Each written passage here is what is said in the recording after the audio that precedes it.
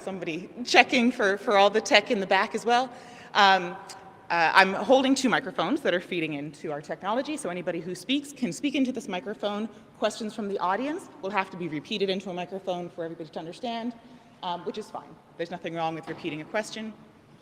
And everybody who's watching from home, Brooke here is going to be that, can ask questions by typing them into the comment section, wherever they're tuning in from Facebook or YouTube. And we'll check on that periodically.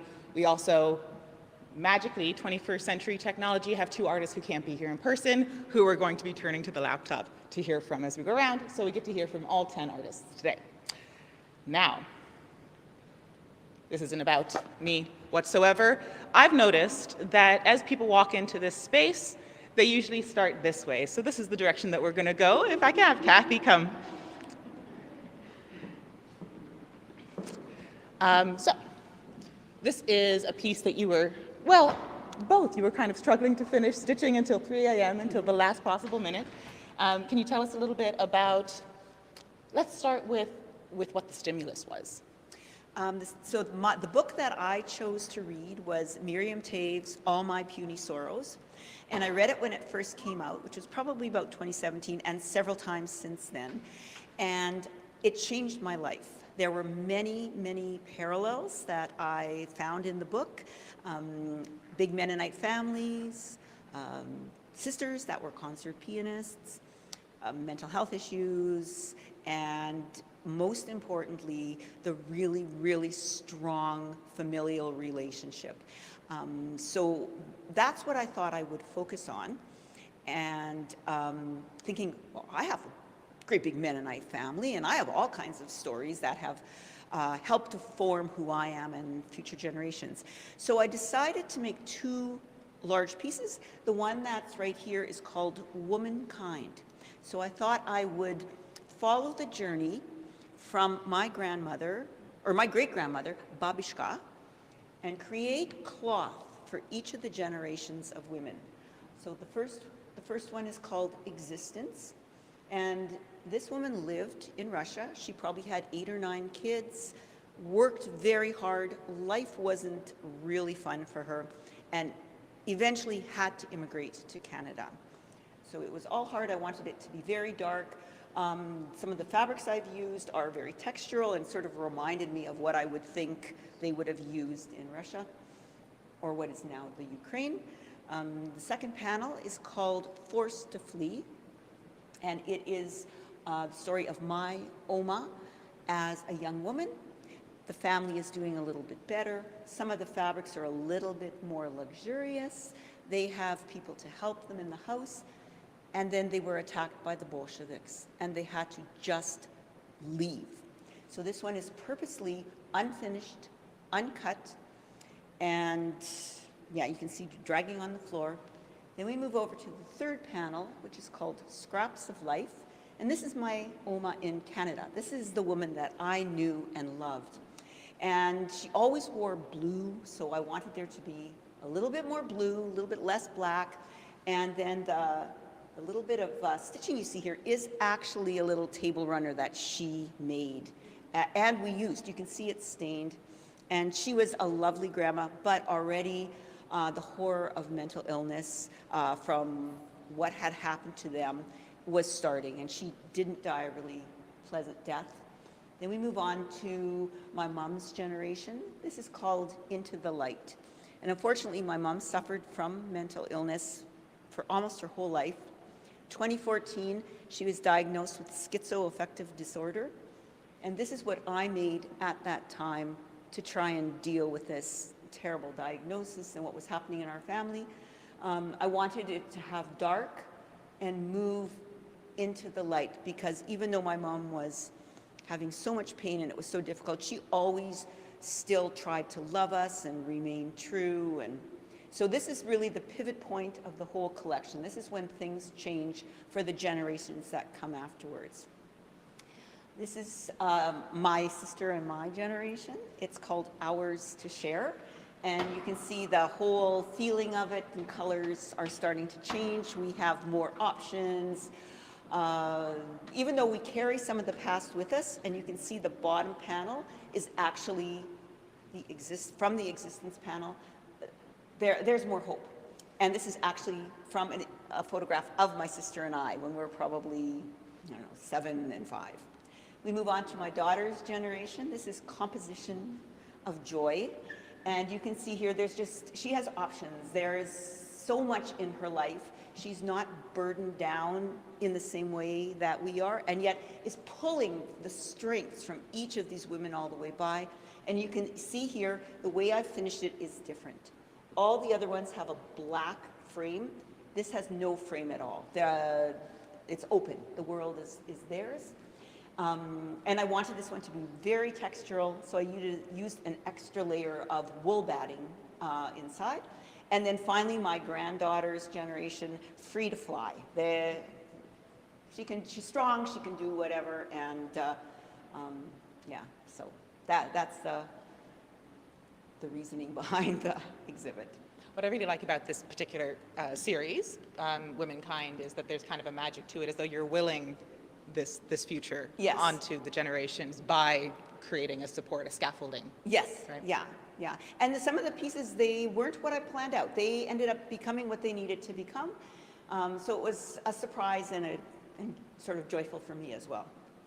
Yeah. And even the technique is a little more improvisational Yeah, as you get forward. yeah.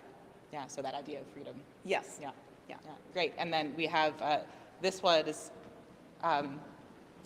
the thinkiest, right? This is the quantitative, even though it's so bright, so colorful. Yeah. So this is the family. This is my dad's side of the family. This is a family tree. I came up with this idea almost as soon as we thought that we would make this exhibit. I warned my dad's family. There's 102 people in the family from 1903 to the present time. 13 are deceased. So each of the squares, the log cabin squares, represents one of the relatives in my family. I created a questionnaire that I sent out to everyone, and each of the colors represents one of the questions. And the difference in the fabric for each of the squares is decided by the choices of however they answered the question. So I was following a code, and yeah, I put them all together. Here's the central. My Opa and Oma had 4 children. They had Hugo, who is represented by all of the red leaves. They had Henry, who is represented by all of the lime green. They had my dad, Bruno, who is represented by all the blue. And they had Magda, who is represented by all of the lilac. My Opa Martins died very young, and my grandma married Opa Berg, who is the Opa that I always knew. And Opa came with Betty, who's represented by orange, and Joan, who's represented by yellow. So through the piece, you can also see there's a heartbeat that flows through this piece, and it's the red line, and it again follows the family tree. There's an actual tree that I stitched around it, and then, like I said, the leaves represent the generations and all their children and their children.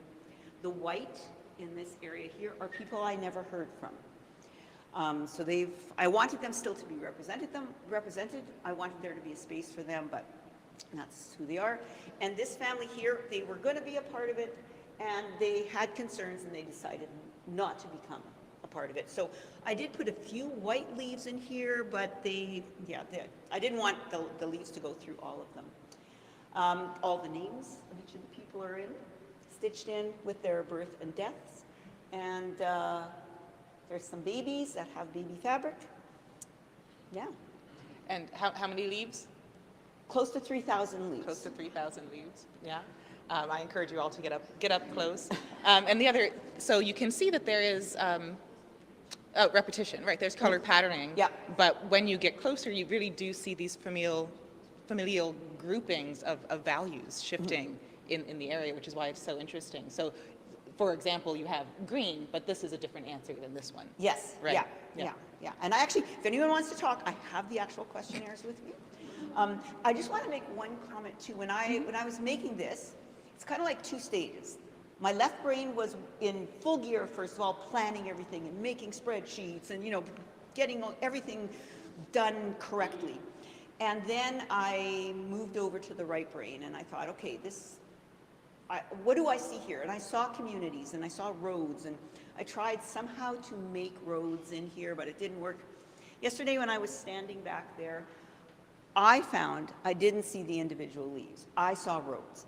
And as I moved closer, then of course I saw more and more detail. So I was pleased that I still saw the roads.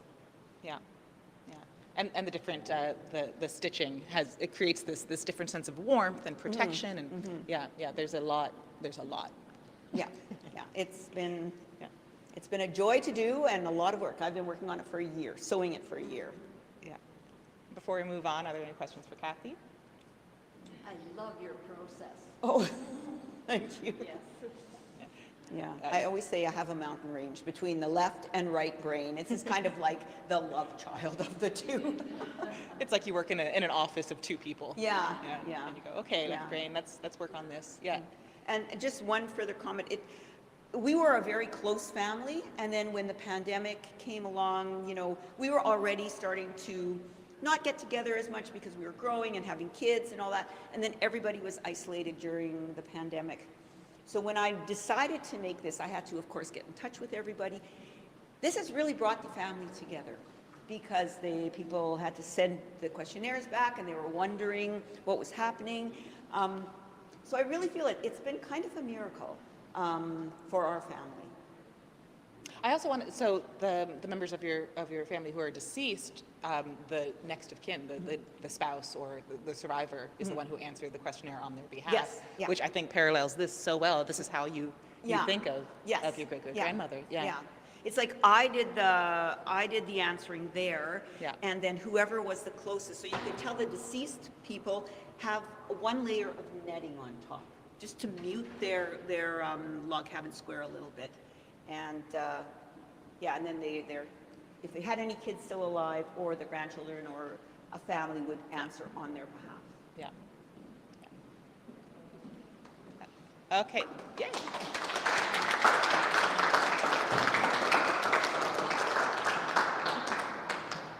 Do we have Catherine? Unfortunately, she's able to hear Oh. everything. Okay. Yeah, so, This is an experiment. This is our first remote person, who I believe is in the car. yeah, she is in the car indeed. Yeah. So, this is fun.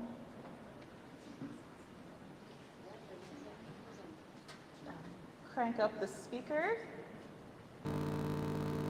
And, okay, I'm just going to type to her and tell her to talk, and Brooke I encourage you all to come closer to the laptop. Okay.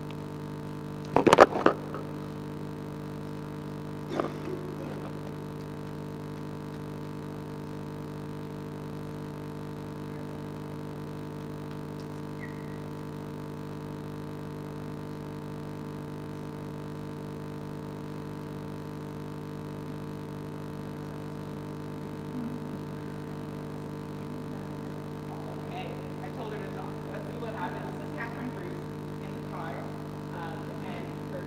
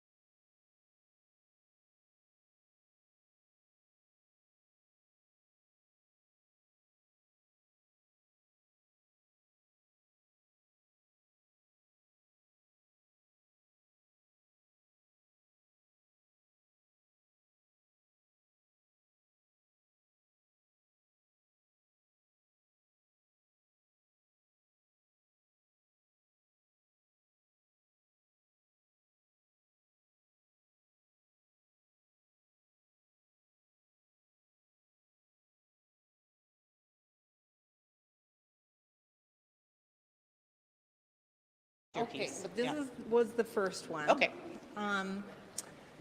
Okay, well, the book that I was working from is by an author, Di Brandt, and she wrote a lovely book called Glitter and Fall.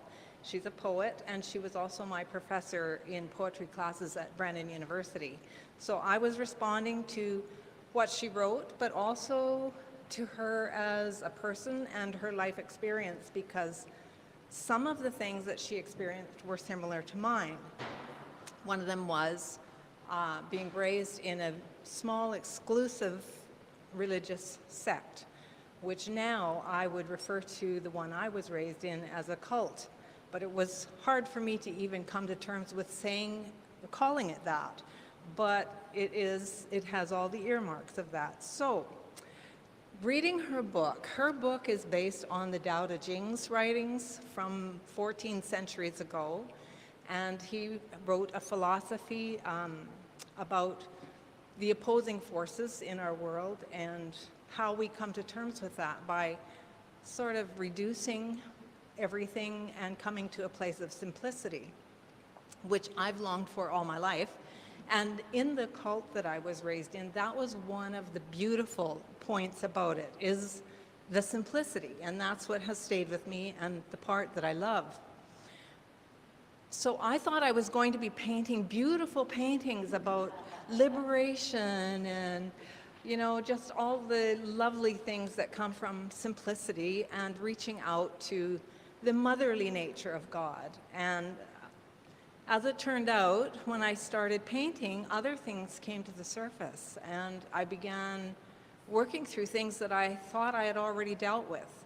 So it threw me into, well, this started out as a painting about a cosmic painting, and then it changed into, like in the cosmos, it looked like a birth process and like the womb.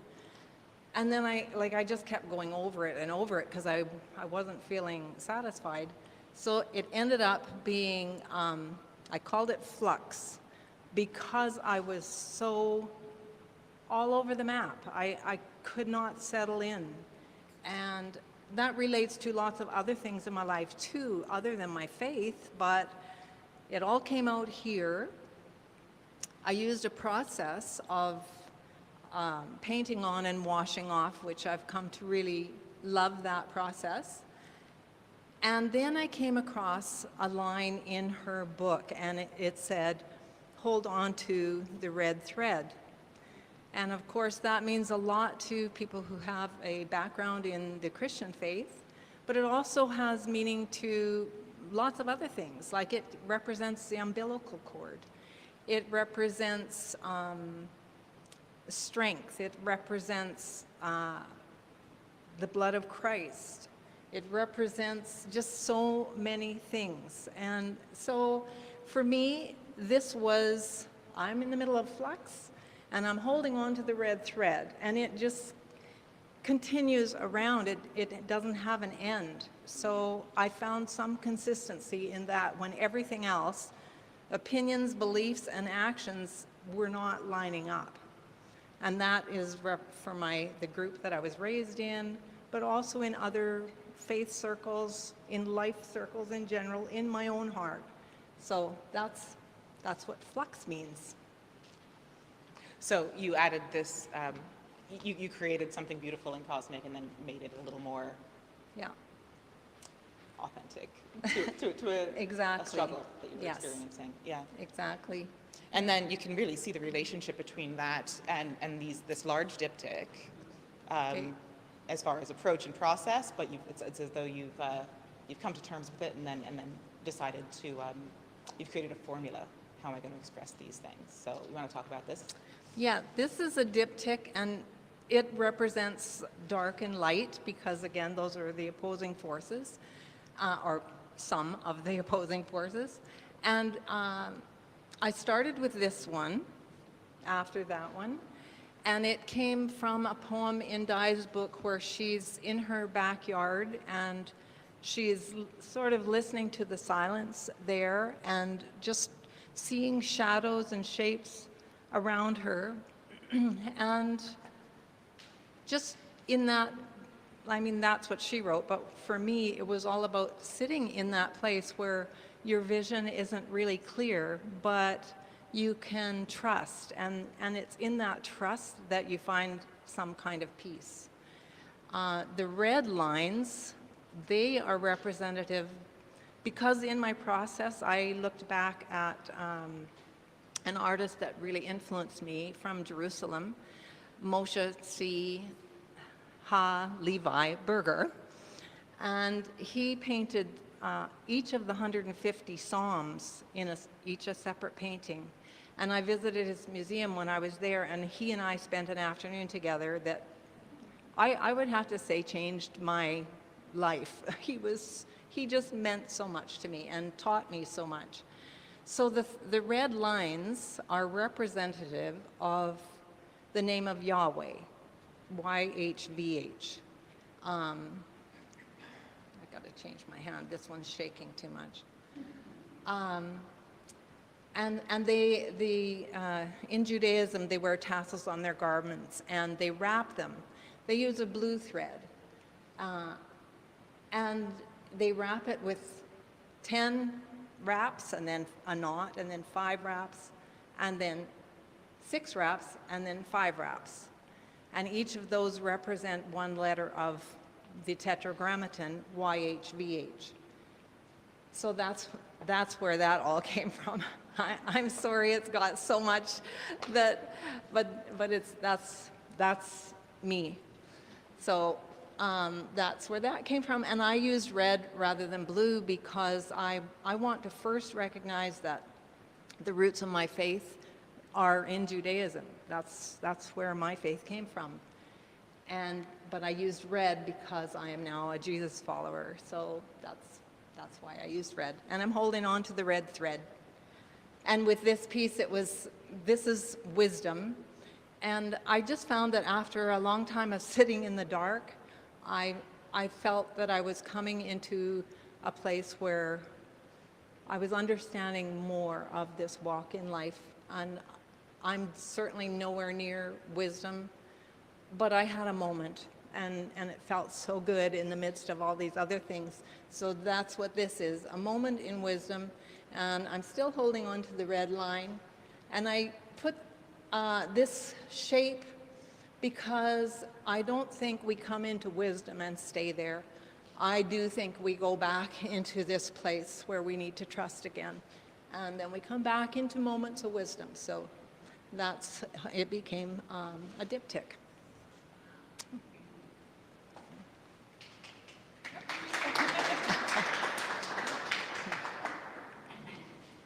And then you have 2 more that I think are the latest ones. These right? are the latest Yeah. 2. This one is called Origin, and I was thinking, I read a line in her book that said about the oceans being this stalwart protectors of the deep. And that's how I began with this piece, was thinking of the ocean. But as I went along, I couldn't help but sense like I was connecting. I just felt like I was connecting to my origins, and somehow that feels like home. And some of you who know me well know that our family has moved many, many, many, many times, and I have loved that. It was an adventurous life, but I've never really felt at home really well. In certain situations I do, but I don't really have a place. There's not a place on this earth where I feel at home. And so doing this painting, I had that feeling. I was connecting to home and origin and just sort of the embrace of our Divine Mother, because really, I know in the Christian background, it's very patriarchal, but we all know, even the most staunch believers know, that there is a nurturing, beautiful, comforting embrace that comes from our faith and from our Father. And so I just kind of saw myself being cradled in my origin. So we have this primordial ocean, this origin, and then silence, which is the terrestrial. Pardon me? The terrestrial origin, right? This moment, Yes. this repose, and there was the line about her walking into her backyard and seeing the stars glitter and fall. Yes. Right. So this yes. really makes me think of This an is- evening in the backyard, right? Yeah, this related to that as well. And in that piece, she talked, well, actually that piece and another one, which is called White Coral Bells, and it spoke of Lily of the Valley. So it's the simple things, the simplicity of life that really brings the most joy to us. And I started out thinking I was going to paint Lily of the Valley, but I'm not a representational artist. So as I got going, no, it wasn't, I don't know, they're not Lily of the Valley.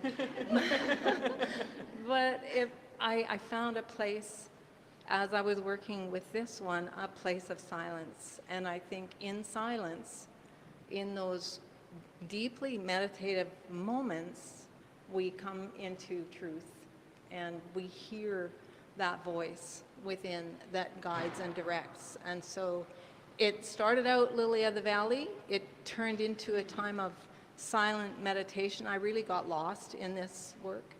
And then I came to a peacefulness within it. So You know what it makes me think of is how bright the light of the full moon is once your eyes have adjusted, right? yeah, for sure, that's really true. And she mentions that in her poem where she's in her backyard too. Yeah. Yeah. She doesn't say it's her. I should say that. Like in the poem, she doesn't identify herself in that poem, but I couldn't help but relate to her in it because I knew her through my classes and I was in her backyard and I just thought of her there. So, yeah. And this almost didn't make it into the show, also, because what didn't look like Lily of the Valley. I'm really happy that it's in here now. Are you? Yes. Yeah? Good. Are there any questions for Linda before we move? I love that for you, a part of your process is that the meaning rises from the process rather than Yeah. happening before. Yeah.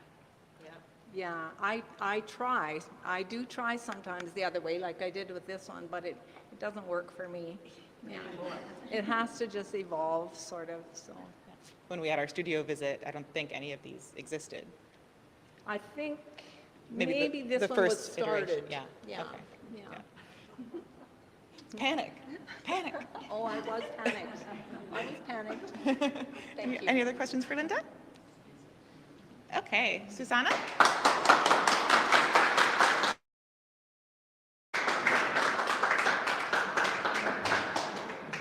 I don't think I've ever had a luncheon look with this much applause. It's really a testament to your group. Yeah. Oh, okay. Yeah. Welcome.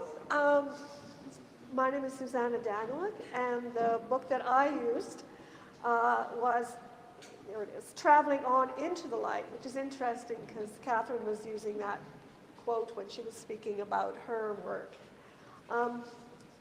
What struck me about this, and I had a very difficult time getting immersed into this, we were finding a prairie woman author that we could somehow relate to our own experiences on the prairies and how we connected. And there's just one quote in this particular book that just jumped out at me. And I thought, yes, that's exactly how it is. And I don't know if, is it all right if I read the quote? Oh, sure, yeah. Okay, and I'll even use the book because that looks so scholarly. Okay. Oh, of course, the thing ran out. Oh, shoot. Oh, here it is. Okay. So the mind can play tricks. It can show you your life in random shots like videos with a crazed monkey for a cameraman. And I guess that's why sometimes you feel confused and out of control. And things go back and forth, jerk to a stop, they back up, they race ahead. And there's such an insane jumble that you don't even know what you're looking for. And once in a long while, though, something accidentally gets found again, and you know it for what it is, and you recognize it right away. and you wonder how it could ever have been lost.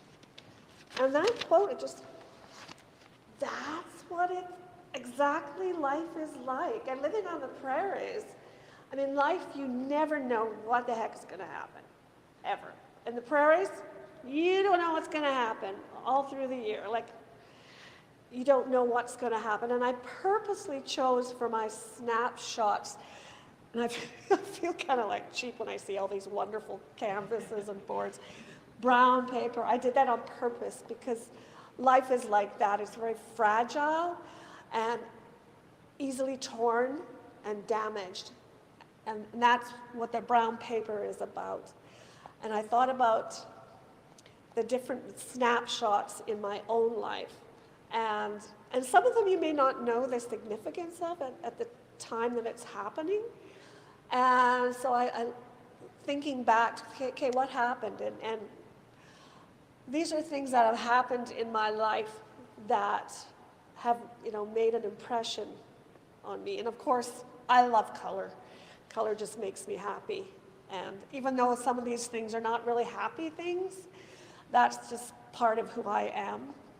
How I process things is like color. I love color. And so each of these things that have happened, some good, some not so good, represent snapshots in my life that have happened and that have made a difference. And I don't know what, and compare like to the prairies again, is that you have to learn, you survive these things. I mean, life is shit sometimes. Stuff happens to you, and how you handle it and how you respond to it, it makes you who you are. And all of these are times that some are sad, and some are, that's a sad one. My ex-mother-in-law's rocking chair when she was dying of cancer, and that was her chair actually sitting by the window in Nova Scotia, and the light coming through, and that, you know how as an artist you're very visual, and these things stick in your head, and these are moments that have stuck in my head. This is one of my favorites. That's actually Cheryl Orhood. She was a member of our group. And Barb, you'll remember this time, won't you? We went to a celeb-ling party, Shirley Brown's. She got her first pension check. So we went to Souris, and we had to dress up. And this is Cheryl and I dressing up. But these are all, and this one's a very sad one. I used to work in a school division in Carberry. I'm semi-retired now. One of the teachers committed suicide in a field this last year. Just a young woman. It was postpartum. And that was a very sad moment. But then there are happier times too. I know I spent a day in Gimli, and I just loved the light in the Gimli and the water. And that was like a really good day. And both my parents passed away this winter. My mom passed away December 26th, and my dad, with his big bottle of wine, passed away the beginning of January. So I wanted to refer back to them. And a lot of these images I kept track of in my journal, my art journal. I do sketches. Some of them are from sketches, and some are from my memory, and and some are from like a photo I took. And this is my therapist here. And that's, But anyways, and how I relate that to the prairies again is that you just never know what it's going to throw at you. Like the landscape and the weather, like you have really hot, you have really cold, and it's so extreme, and how you respond to that kind of dictates what your life is going to be like. And that's all I have to say about that. If there's any questions or anything. Yeah. I have a question about the false flowers, if you could explain that. Oh, yeah, that's a sad one, but it's very personal. Okay, I was married for like 25 years, 28 years. On our 25th anniversary, he gave me these wonderful flowers, beautiful flowers. And then he walked out the same year and didn't want to be married. So they were kind of false flowers. Yeah. They were beautiful flowers. But you know what? And one of the things this quote refers to is when you look back, these snapshots, and yeah, that's a really sad time, and then I look where I am right now, and maybe I should thank him. Like, life is pretty good. Didn't seem like it for a while there, like for a couple of years it was pretty tough, but that's what happens in life, you know. So that's why I call that false flowers, because, you know, they didn't represent what was happening at that time. But, yeah, but they were gorgeous. Any other questions or anything? Something that I really like about the quote is the idea, once you remember it, you wonder how you ever weren't remembering it actively. And I think that that's so much part of an art practice, and somebody like you who journals all the time, where this is a way of reliving these snapshots of your life, right, as you create them. And as you went back through your journals, as though they were reference, right? As though they were reference items, Yeah. Any other questions for Susanna? Okay, thank you. Well, thank you very much.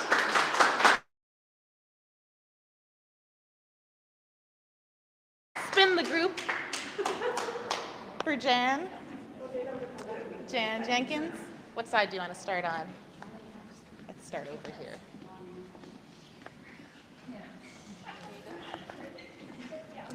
Okay.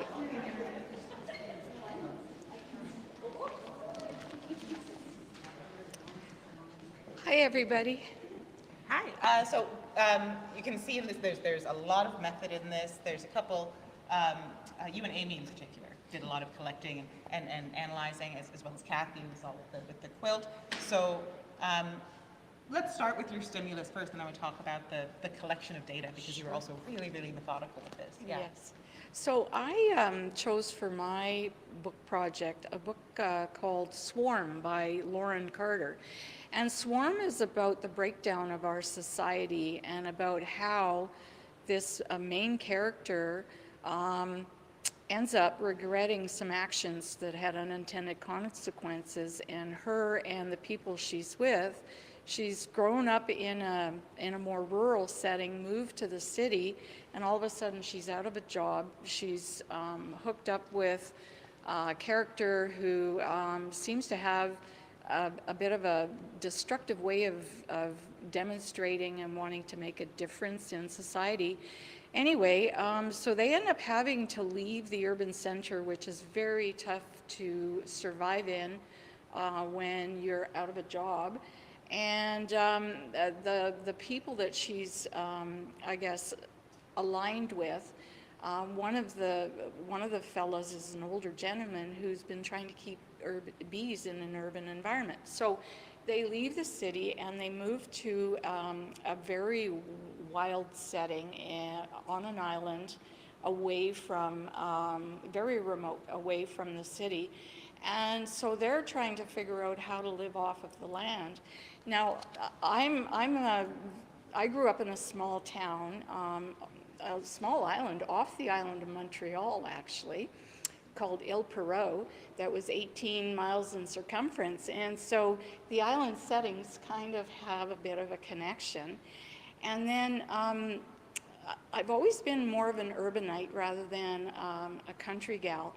So for me, imagining being Sandy, the main character, trying to live off the land when all you've got are these memories of your childhood growing up in a rural setting, and then someone teaching you how to raise bees and maybe, you know, grow some tomatoes in a city environment. It was quite fascinating. So my anxiety kicked in. I can get very anxious when I'm, I guess, envisioning all the things that could happen negatively when I'm trying to plan something. So that kicked in. I went, wow, you know, if I was in this setting that Sandy was in, how would you even, if there's a breakdown of Wi-Fi and communication, how would you even find a piece of paper to write a letter or a note to somebody saying, you know, could we get some supplies from the mainland, you know, on the boat that might show up or might not show up once every 6 months. So I thought, I'm going to learn how to make paper. And I'm going to do that with the scraps that are coming into the house. And I'm going to engage some of my friends in the community I lived in at the time, Dauphin, and I'm going to ask them, would they help me forage and find different botanicals to include into the paper. And so actually one of the gals is here right now. And so we ended up, I ended up with about 8 or 10 ladies helping me find the botanicals to put into my paper. So I learned how to make paper. And then I thought, you know, one of the other things that you would want to be is a knowledge keeper about, well, if you're trying to forage in the wild and find things to eat, you need to be able to identify these things. You need to be able to differentiate between what's okay for you to eat and what might provide you with some nutrition or some healing properties, and what might kill you. So, so I started researching what grows wild in Manitoba, not necessarily native to Manitoba, it could have been some invasive species as well, but what grows wild in Manitoba that if we had to, we could eat and survive on, or if we needed for medicine or whatever. Because in the book, one of the troubles with the older fellow that is teaching the younger gal Sandy how to raise bees is he's ill, and he relies on medication being brought in on the boat. And so they're trying to find different botanicals that can help substitute for that. So I started off with, actually I'll talk about them later, but my artwork, I love Zen doodling, and I always start off with pen and ink, and the pen and inks seem to get me going in a very meditative, relaxed state. I go into a different world. It's like I go down this rabbit hole, and I'm in this inner world that's all my own. And I find it very soothing and relaxing. But out of that informs some of the designs that I want to do using lino cut. So if you actually look at the flooring here, this is the type of flooring that I used to create my lino cuts. So I took pieces of flooring, and I actually freehand drew my designs on, okay, except for the honeycomb. I did use a stencil for that. But I freehanded everything else on there, and I ended up having 4 designs that I created, and they're all based on Manitoba edible botanicals. So one of the things I did, because it would take me all day to explain all the botanicals that are in each of these pieces, was Lucy and her team actually did up for me based on some information I gave them. We just put it in a booklet in a form, booklet. but all of this content is by Jen. Yeah. Yeah, and so this actually is a list of all the edible, nutritional, healing properties of all the plants that are in these artworks. So I wanted to also represent that so there's 4 designs here, and then they migrate up, so it's all the same design, but used with different paper treatments. And so once I finished carving my design into my lino, I inked the plate up. And in this case, I'm fortunate to have a roller press. And so you lay a piece of paper on top of the inked design, and then you run it through the press, and then the ink transfers from the plate that you carved onto the paper. So the first layer of these is all handmade papers, and I made 5 different handmade papers when I was learning how to do it, and so each of these has different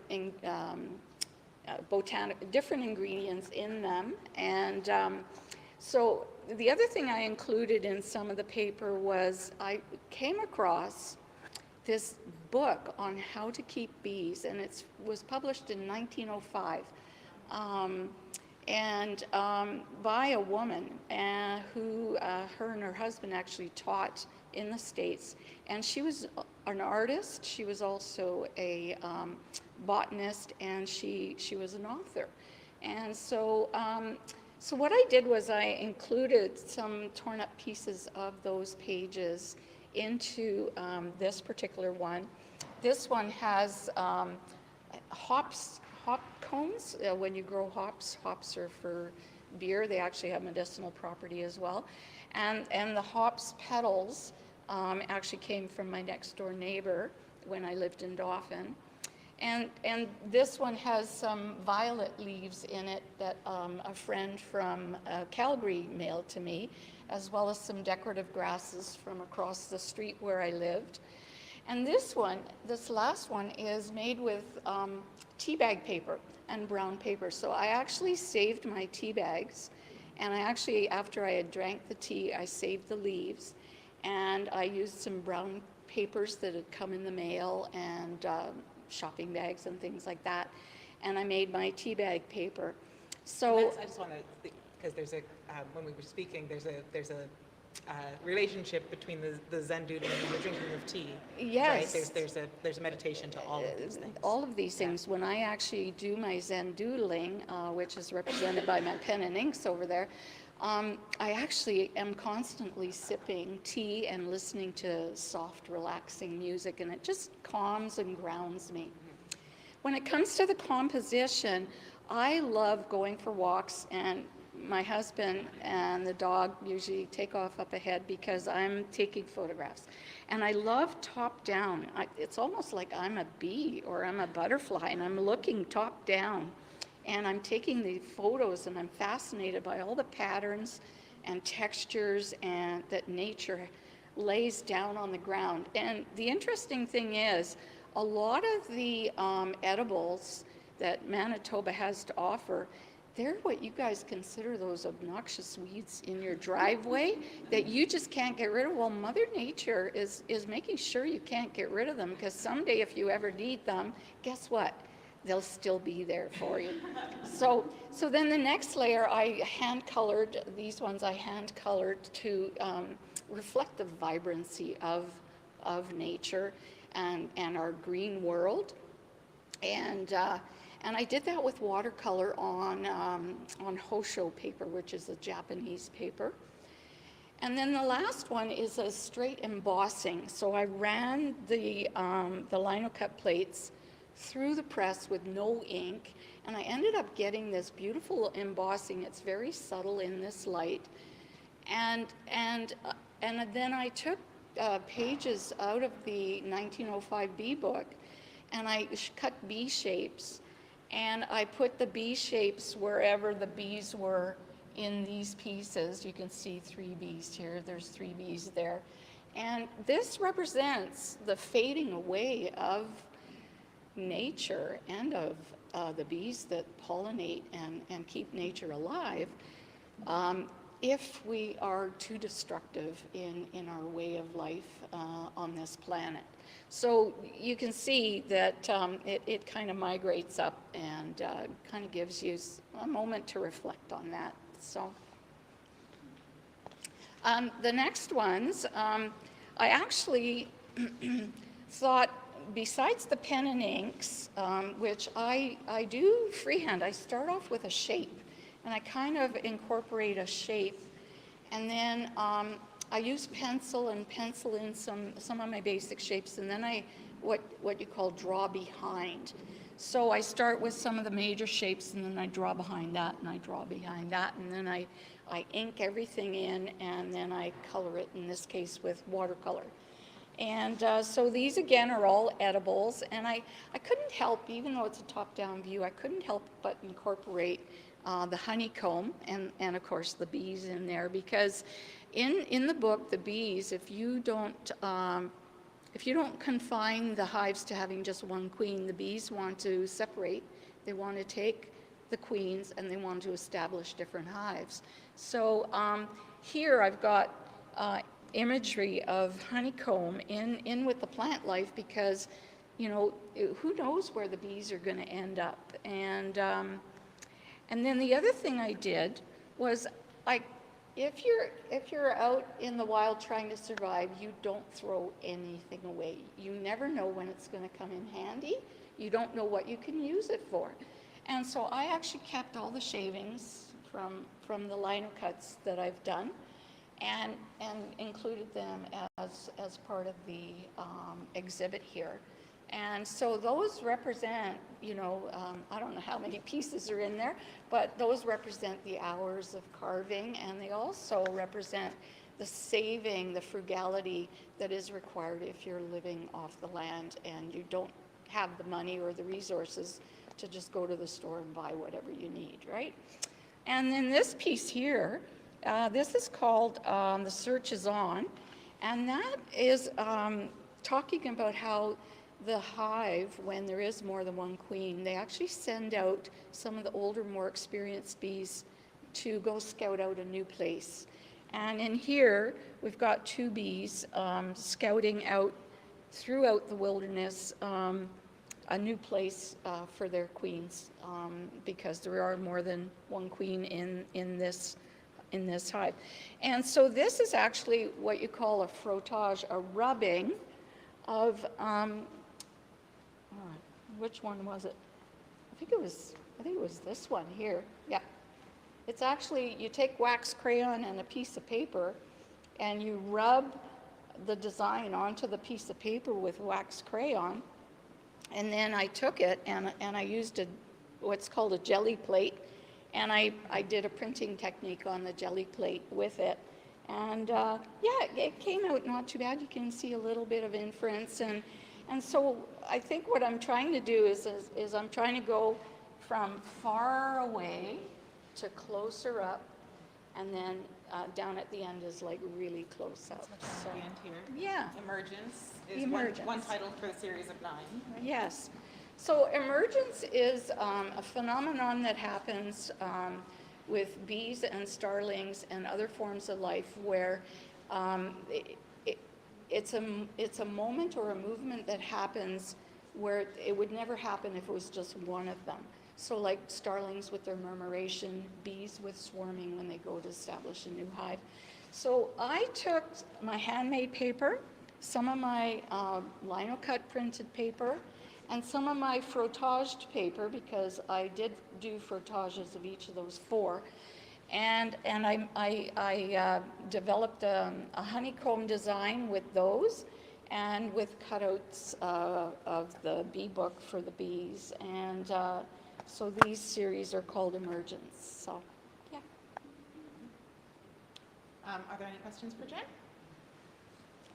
I know we skipped over the prints in the middle, which I would say is the farthest back, kind of the human perspective. Yes, so this is more or less them going to the lake in the book, trying to net pickerel, and they're constantly having to repair their net.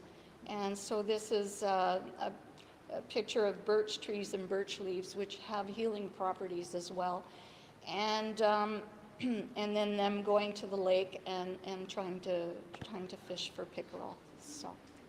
And when you started out, you had no idea where it was going to end up. Exactly, it's a journey. Yeah, it's a real journey, and you know, and that's what I love about Zen doodling is you put the music on, it just takes you out of your logical left-brained head, and it just gets you going into that, connecting with your creative side. Yes, yeah, very healing for me. So, great. Thank you very much. Thank you.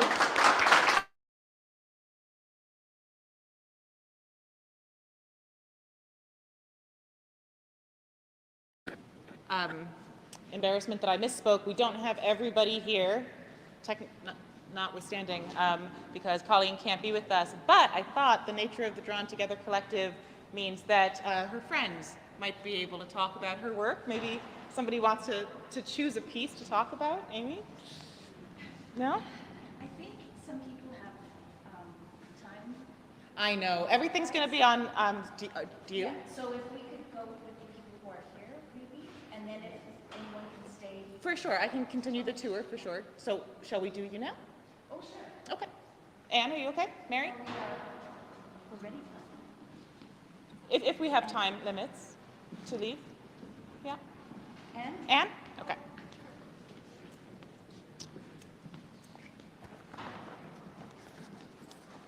So, this is called Prairie Tea. It is instantly recognizable as your pottery and has a number of foraged materials as well included. That's right. And the book the book I chose is by Candace Savage, and it's called The Geography of Blood. And before I read the book, I was searching the prairies for sticks and material to use with my teaware, and I've been making teaware for years, and I think Candace Savage encouraged me to look more carefully at what I was doing and learn more about the province of Manitoba, or the prairies in general. So I started foraging for teas, and that's just how it all went. And I've been making teaware for years, so Yeah.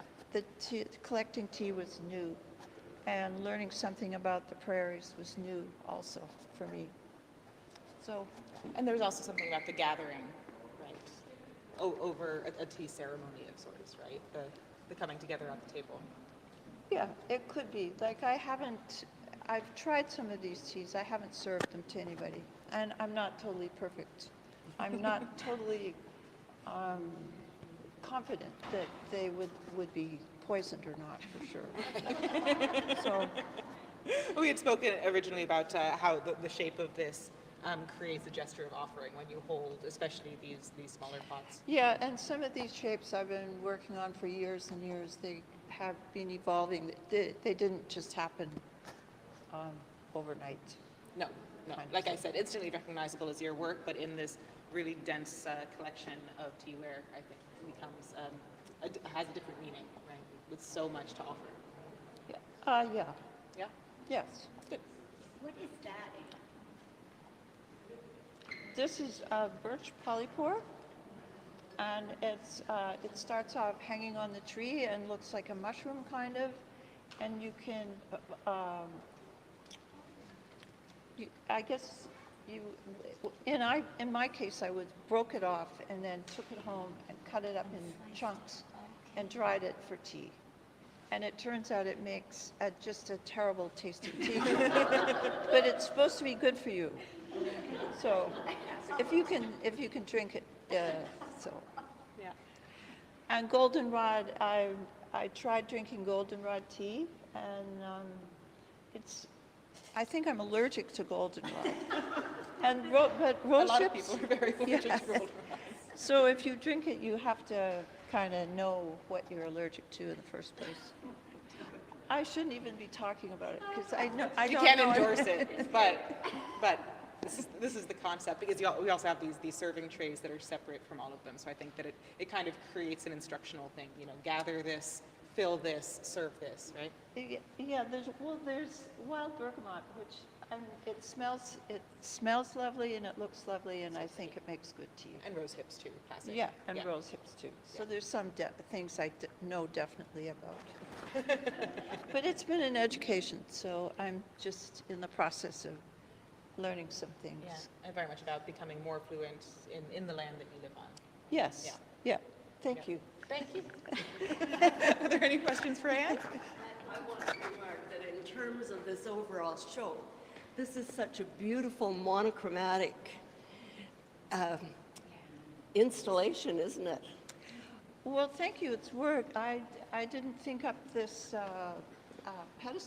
pedestal arrangement. I think it's great. Did you think this up, Lucy? Yeah. It's just, for me, it's just really, really strong.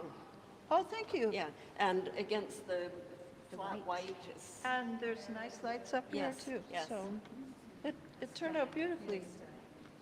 And I had never seen it laid out. I only saw it in pieces, so Yes.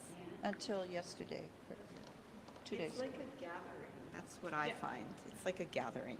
It is like a gathering. Yeah.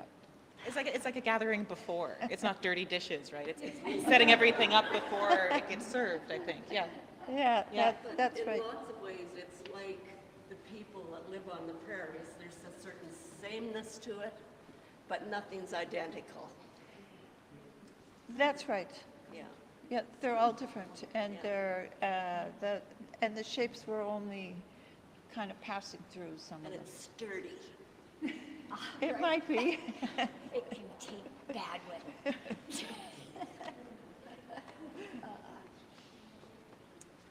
So anyway, thank you. Thank you. Thank you.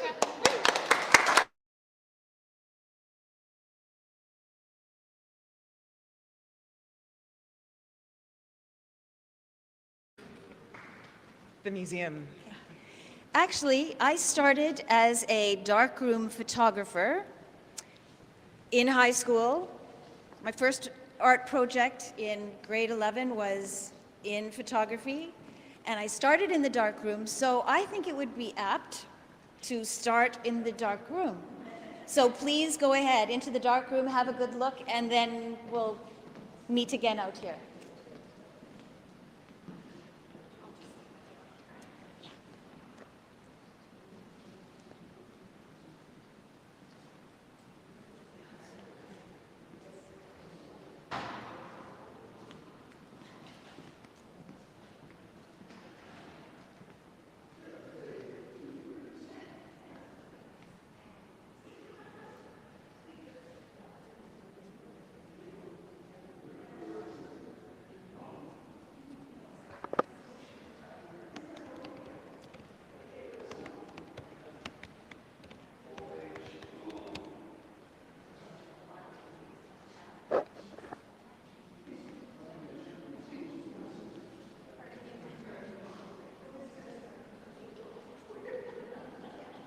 I really want to grow some bergamot. It seems magical.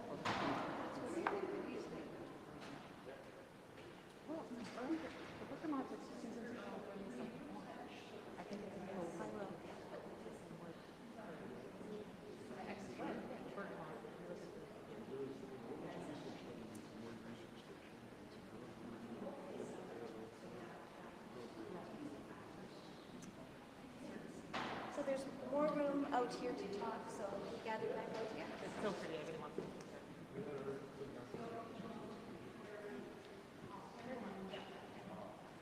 Maybe it's like you. Yeah, and you can flip through. Okay, no, no. Okay.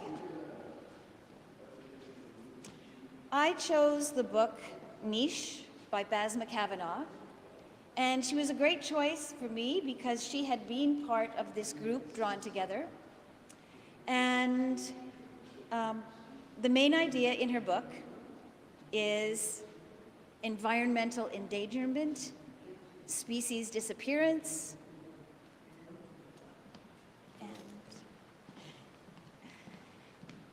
and that really struck a chord with me. And I had photographed a house before we started this project. And I had been to this house a couple of times. And my husband and I have both really enjoyed going through old deserted farmyards. In Saskatchewan mostly, because we're from Saskatchewan. And as young people, we just loved exploring these old deserted buildings, imagining the lives that had been lived there. And I found this one house, and it seemed familiar to me. It wasn't just another deserted house. It was eerie, where you get that feeling that I've been there before, but I didn't think I could have been there before. But I was drawn to it. I photographed the heck out of the place once. I went back, I did it again. So I have lots and lots of photographs of the house. Then I read Basma Kavanaugh's poem, How to Catch a Glimpse. And it's about the Victorians who didn't really respect nature in itself, but they wanted to collect samples of that nature, put it in glass containers, and bring it home. So take it out of the environment, take it home, and keep it there. So I thought, oh, I have to go back to that house, and I just started calling it the peeling paint house. I have to go back to the peeling paint house because I have to collect samples of paint, and I'm going to put them in glass vials, and that'll be a big part of my project. So it was a great idea. I thought it was brilliant, and I went back to the house to gather up the peeling paint, and the house had been burnt to the ground. There goes my brilliant idea. But I was disappointed, but I looked around, and I have a photograph of what the house looked like. And it really was totally burnt to the ground. It has cement, no walls. But when you look initially, there's nothing. But when you look closely, there's the most gorgeous melted glass you've ever seen, because the windows melted, and glass containers, I think, in the shed melted, and the metal roof of one of the sheds melted. And so there's beautiful items that if the house had been there, I would have gathered paint. But because the house was gone, I gathered wire and a nest of nails, which is absolutely beautiful in its shadow and in its form. It's a sculpture that I couldn't make, but I found it. And putting these, interesting pieces of what some other person thought was junk on a beautiful piece of glass turns them into something so special and so rare. And I think that was really getting to the whole idea behind the book Niche in terms of how we treat the environment and how to respect. Yes, collect, but don't take too much, right? Do you want to talk about the dark room in particular, why you chose to illuminate some as light sculptures? Well, trees are an environment saver. They're a positive force in the environment because trees create oxygen. And I was doing some home renovations at the time, and I needed some thin wood to make some repairs. And when they unfolded, I thought, oh, it's representing a tree. This piece of wood is representing a tree.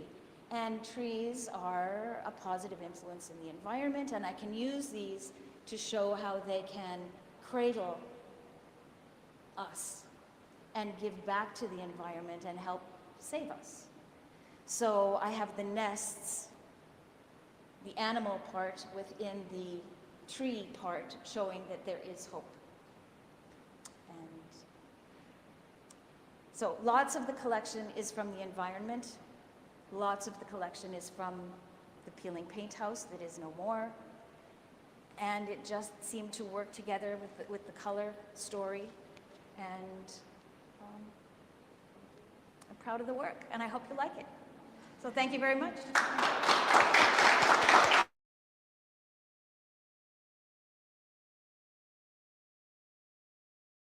Questions for Amy? I have a question.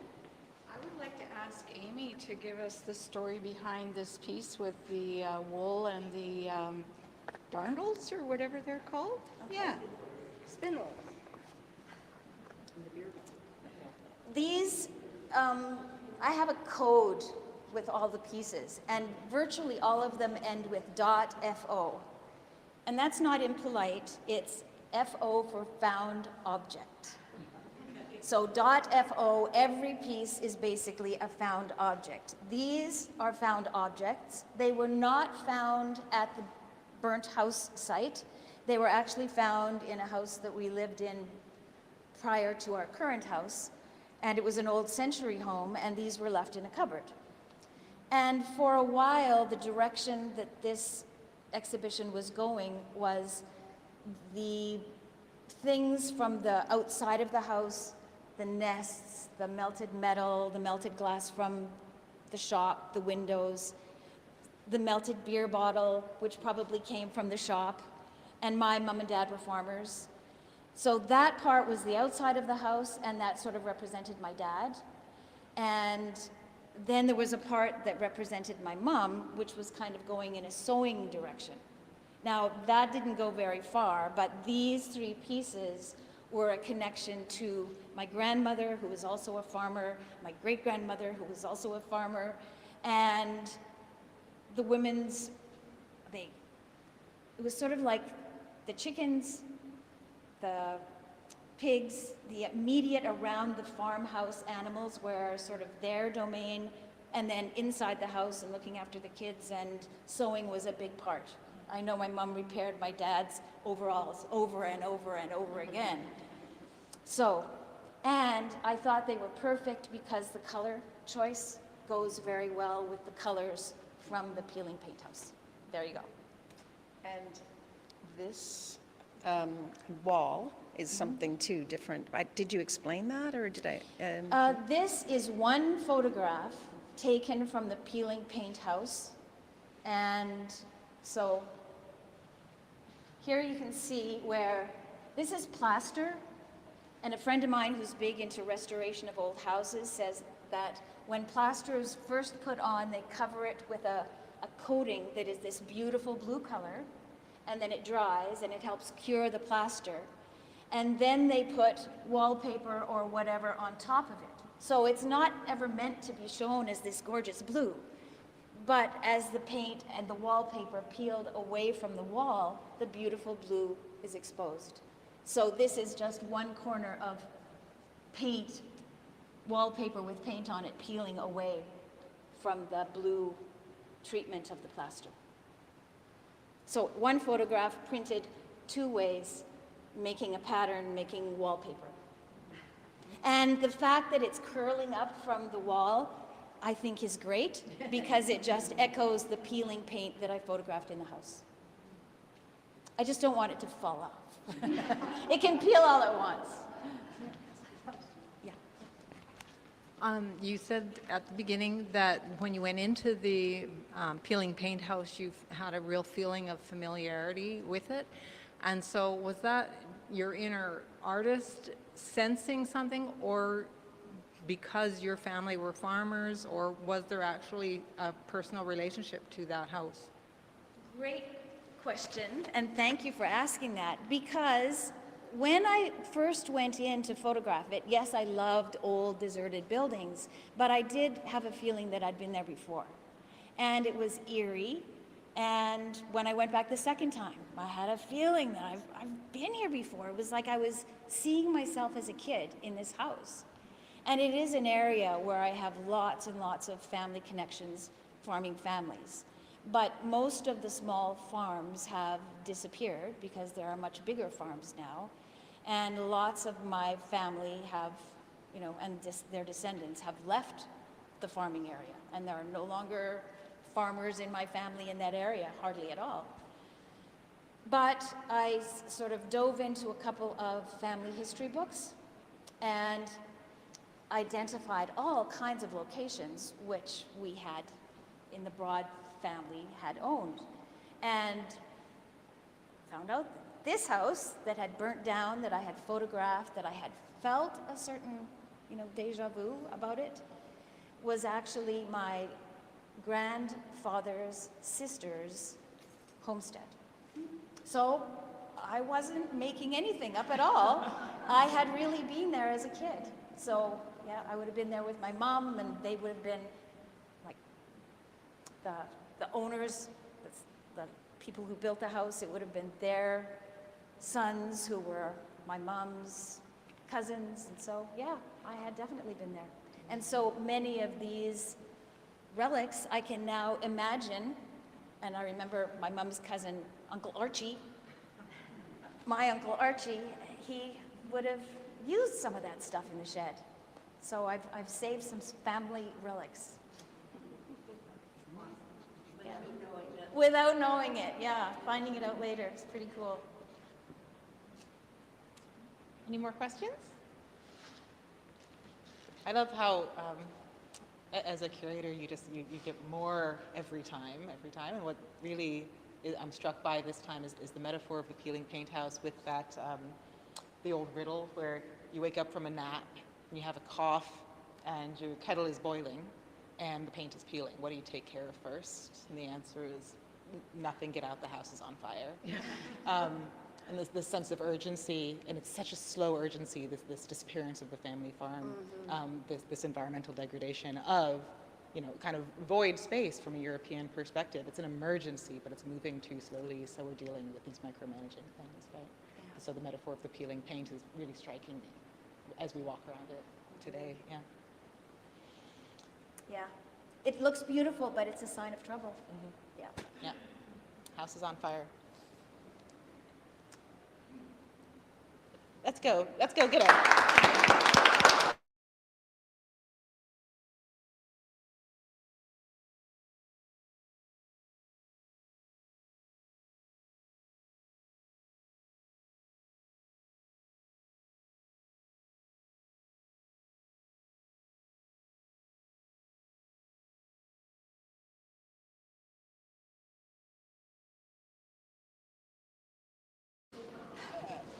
The joyful Mary Lowe actually has some sad stories in this one, but Yes. yeah, let's start with the sculptures. All right, we'll go with the sculptures.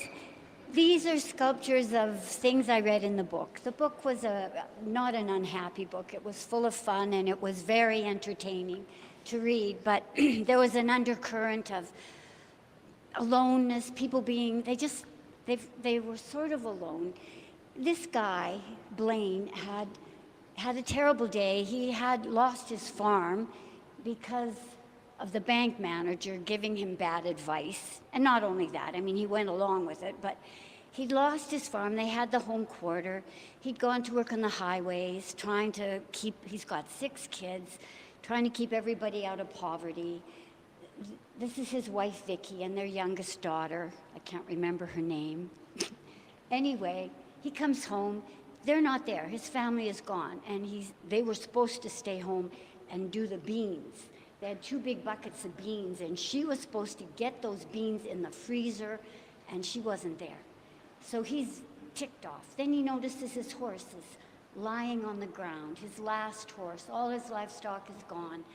This last horse, he gets it up, takes it to the vet. It's hopeless. The horse has colic, and the horse dies. So he comes home, and this is him. He walks in the door, and he sits down after having shot his horse.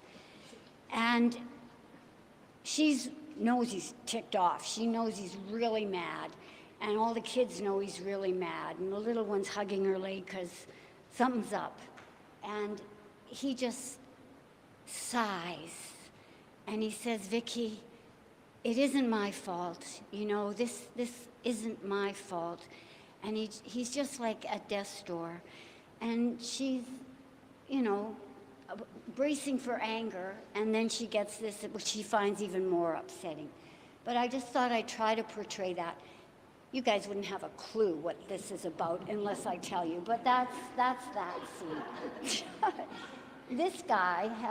This is the horse that appeared. He was a foundling. He was found in the porch by Esther and, it's been a while, Esther and Lester and Astrid. She can only touch the art because she's the artist, guys. You're not actually supposed to do that. Lester and Astrid they were elderly, but there's this baby that they find in the porch, and they raise him. His name is Lee. And then one night, they have died, and he's missing them. He goes upstairs at night, and there's their bedroom, and he feels so alone. Anyway, he's having a hard time sleeping, and he hears these horse hooves jumping around. The dog starts barking. So he goes outside, and there's this Arabian horse in his yard, which just appeared, sort of like him. And so he knows it isn't his horse, but he gets up in the night, puts a saddle on it, and goes for a ride. And the ride ends up being 100 miles. He goes on a 100-mile ride on this horse through the desert around, that's in swift current around that area, and just this huge ride anyway, so Lee meets up with this horse, and in the end of the story, he ends up being able to keep the horse, which is great. these two people live together in a house. This woman's husband has died. His brother, they were living with his brother and her husband. He dies, and these two are left in the house, and they're very shy, and they're very kind of dysfunctional in that they can't communicate at all. They just, you know, she really likes him, but she knows if she told him, he might freak out and it would just be really uncomfortable because she doesn't know how he feels, because he's convinced that nobody would want to live with him. You know, like no woman has ever showed him any attention, and he can't imagine that this woman would actually want to be there. So she ends up one night getting into bed with him. So then they do know that they're okay, because he's okay with that. But yeah, good clue. But this is before, and they're just sort of reaching. You know, they want the other one to know, but they just can't. You know, but she breaks the ice, and it's okay after that. This is Norval, and he lives with the guilt of poor old Blaine losing his farm and just having such a hard time. And he also lives with Lila, who is, you know, you don't mess with Lila because she runs the show. And he thinks, well, you know, Lila knows best. And he kind of is just adrift in Lila's world.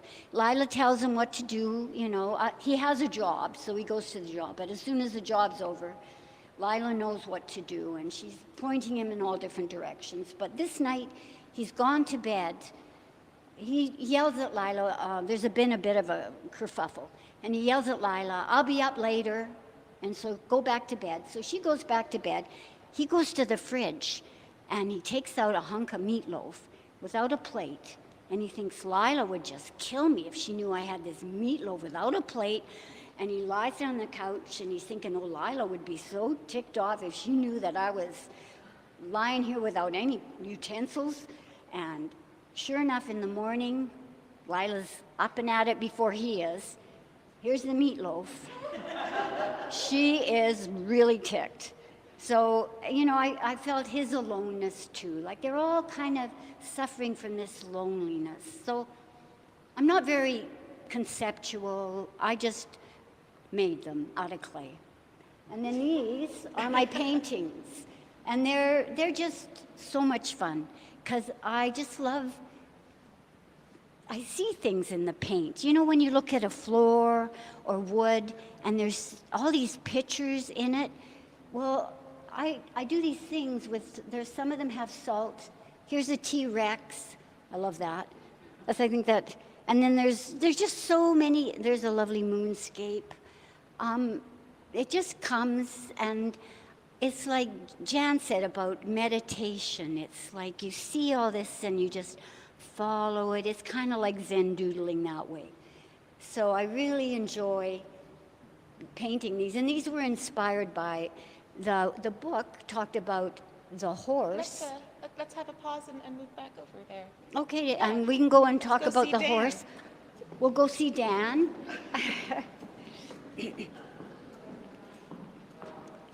We have the passage on the wall here, so. Yeah. Dan was a real adventure for me because I didn't know what to do for this. I was just at a loss. And then I was driving home after a meeting with the Drawn Together ladies thinking, oh, I'm not going to have anything for this show. And then I thought, oh, I'm going to make a life-sized horse.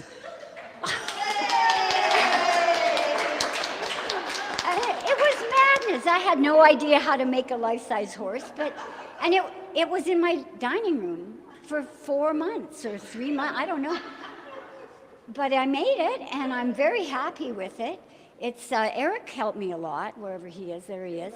He put the rebar together. We measured the legs and everything, and there it is. That's Dan the horse, and it was inspired by this. He escapes from this trailer late at night in a campground, and it's beautiful moonlight shining off his white coat, and she describes this horse and grazing along and lifting his head and listening to the night sounds, and it just created this beautiful picture in my mind. So I did a lot of paintings with the white and the blue, and then I made a horse. And that's it. This is by no means the first horse sculpture you've ever made, though. No, it's not You- the you first kind of horse. I obsessively do a sculpt lot of horses. I do a lot of horse. I love horses very much. So, well, rebar, chicken wire, wallpaper paste and cloth, and paint, and stuff to smooth out the wallpaper paste and rags. So, yeah, and it's pretty self-explanatory. Where are you going to store it now? If anyone knows of someone that would like a big horse, I'm guessing in Brandon, somebody would love that. I would hope so, if you can think of anyone. Well, but it can't be outside in the winter. Yeah, in a lobby somewhere maybe, I don't know. Well, if you, Tax store. The provincial. where? Oh, the tax store, there's a tax store right across from the Keystone. They sell horse supplies. Oh, but would it be outside? No, on the mountain. Oh, well, anyway, there you go. We're putting it out The provincial exhibition. to the world. The provincial exhibition. Well, I was thinking of that, yeah, maybe, but they probably wouldn't want. I'll phone them, I'll ask. Okay. And internet also. Ask. Oh, right, yeah, Yeah. put it on. Yeah. And maybe you want to take money for it, maybe? Oh, yeah. Yeah, I wouldn't mind getting paid. It costs over $1,000 to make. And Eric says, oh, and it costs $150 just to move it here from the farm. Yeah. Everybody's been asking. We're going to take photos when we get it back in that truck, whatever. Yeah, right. How did you get it in here? Oh, Yeah. anyway, behind the thank you very much. Any questions?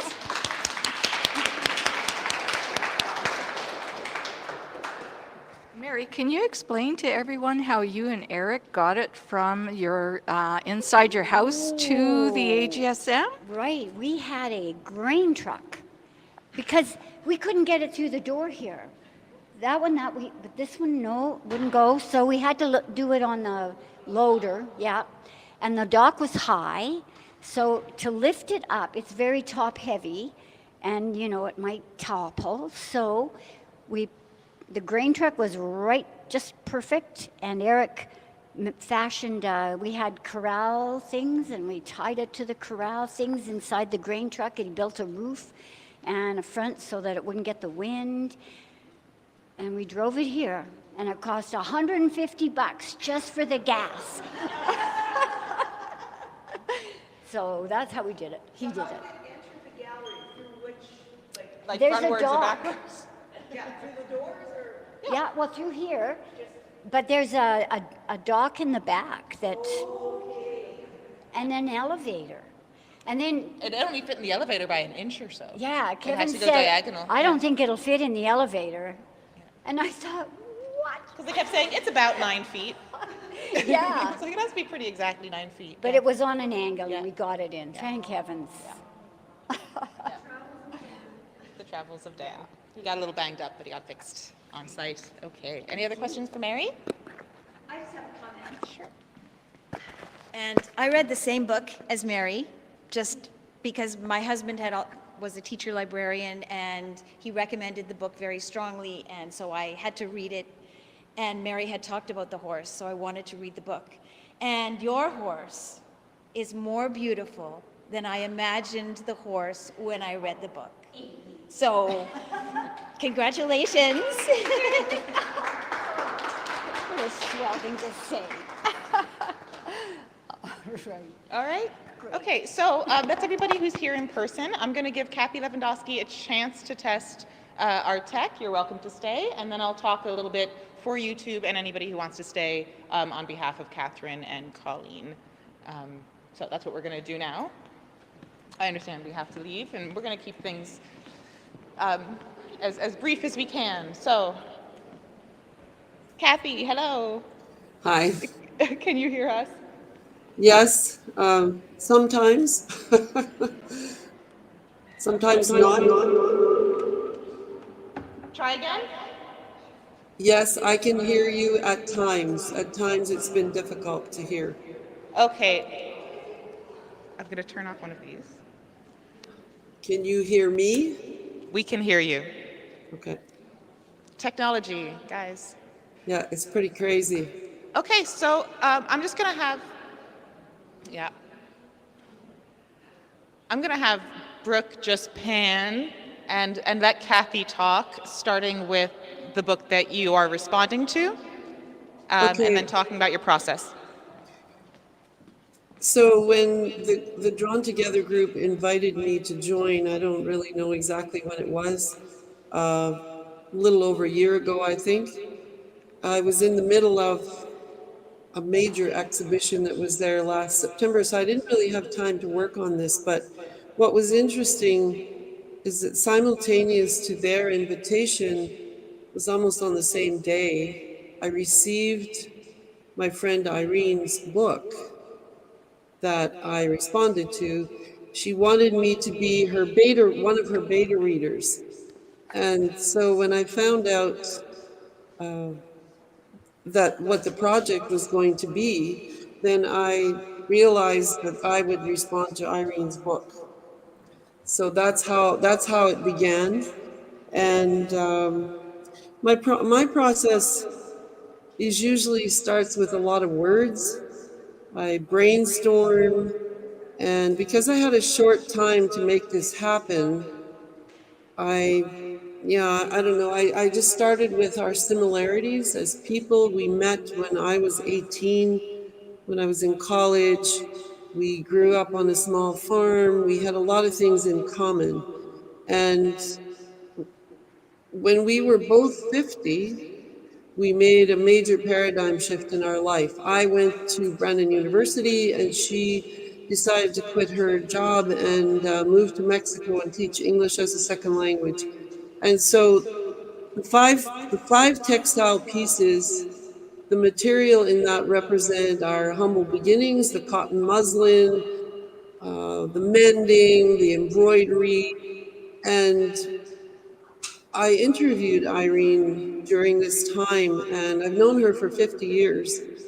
And one of the things that we had never talked about was the fact that we both had to do all these domestic chores that we hated. We wanted to be outside with our dads and our big brothers, and we were doing laundry and hanging it on the clothesline, even in the wintertime. And so I asked her about that, and she said she felt it was drudgery.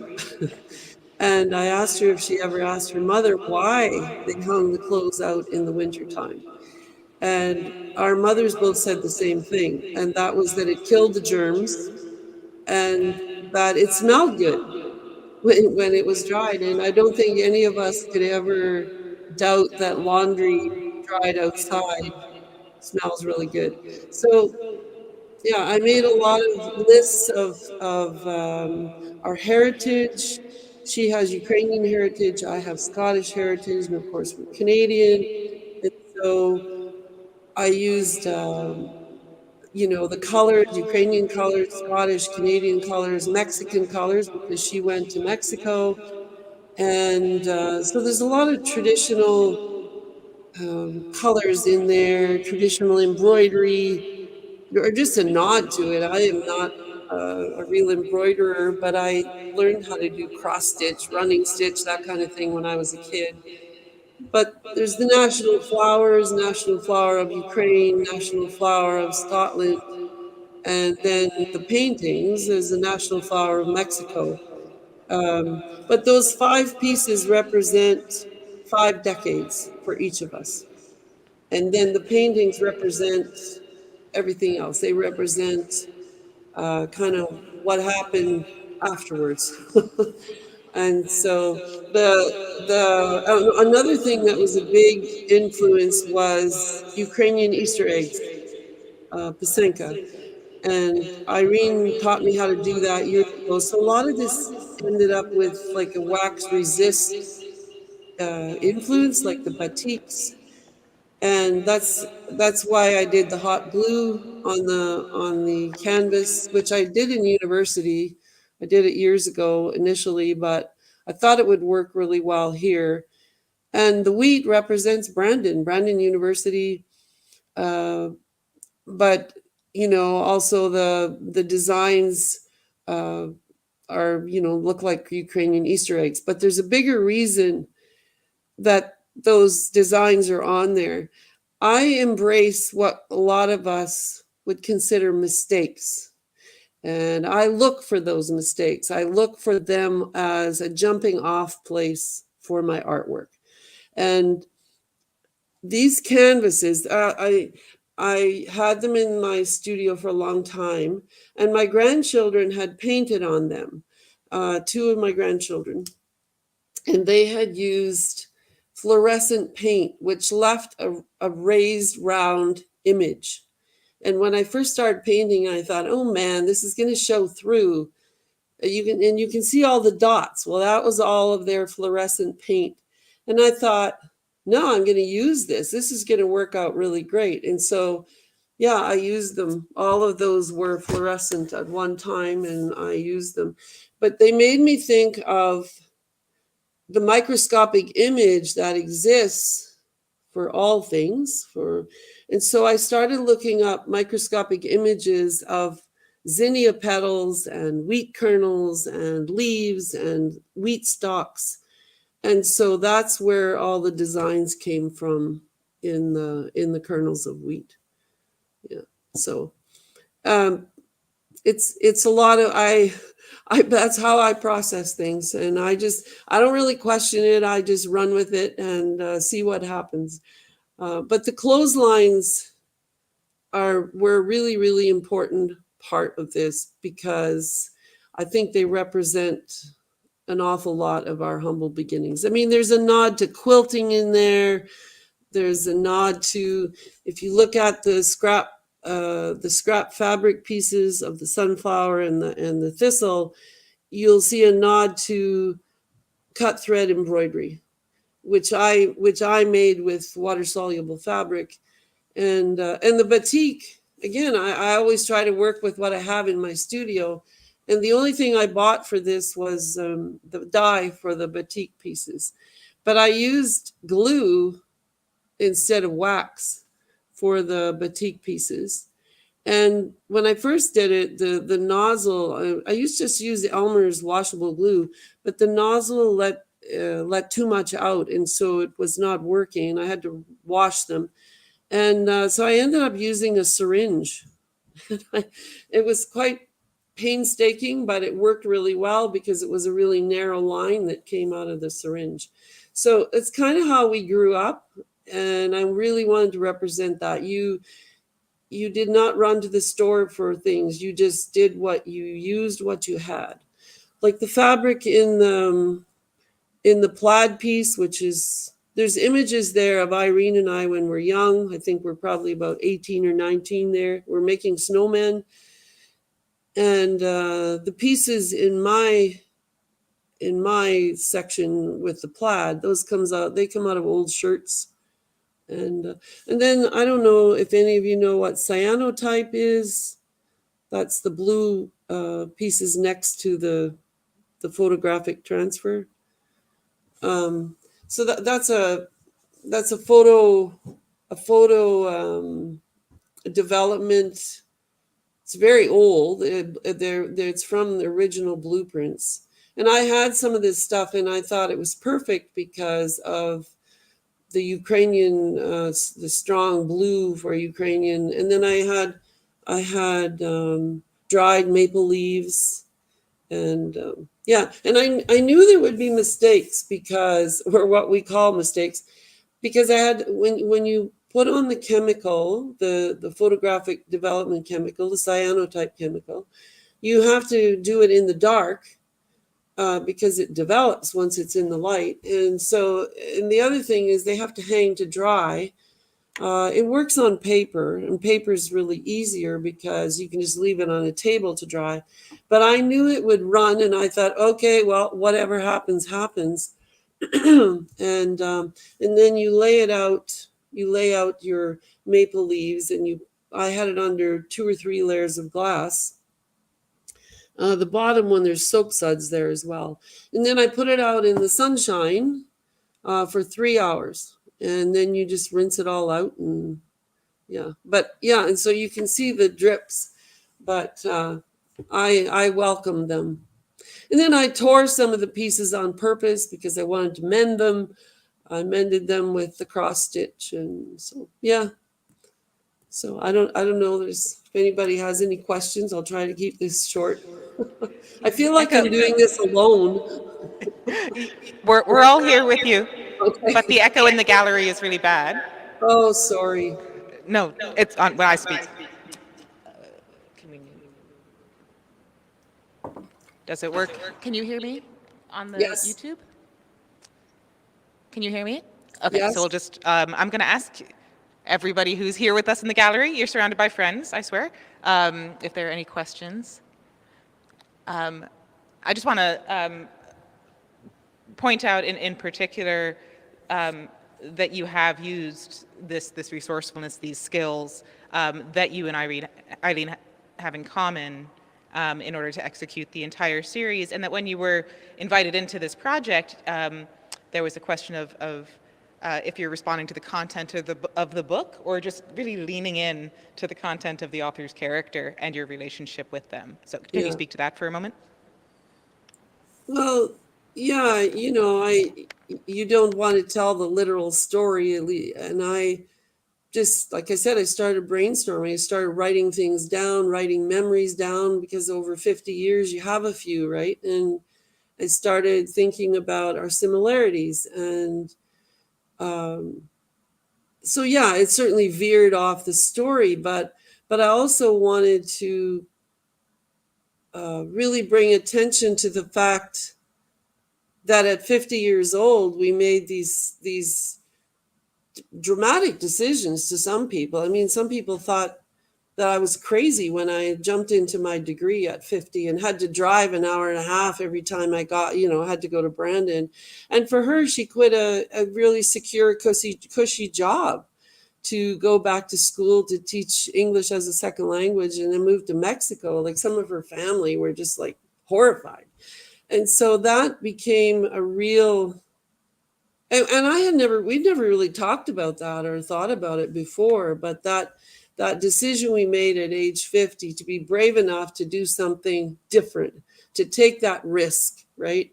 And that became a central thing. And then, I started going back to our childhood and just started making all these connections. I mean, she's the youngest of two brothers, even. Like, we have a lot of things in common. And our heritage is extremely important to us. And so, yeah, I don't know if that answers your question, Lucy, or not. It does, thank you. Yeah. Unless anybody else has any questions, I'll say goodbye and just take you off screen. Okay.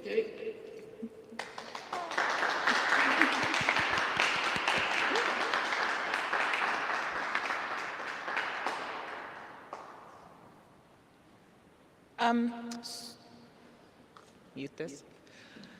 I can't let this go over 2 hours. I'm so sorry, especially to Catherine, for taking the time to join us and then not having it work. That's really sad. But do continue to follow the AGSM on social media, follow our newsletter. We're going to make sure to feature those two artists who we couldn't feature today. And we'll publish this luncheon look with timestamps for every individual artist as well. So stay in touch. Thank you, everyone in person, everyone on the internet.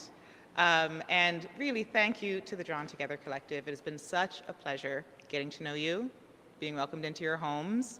And don't be strangers. Come back, bring friends. Yeah?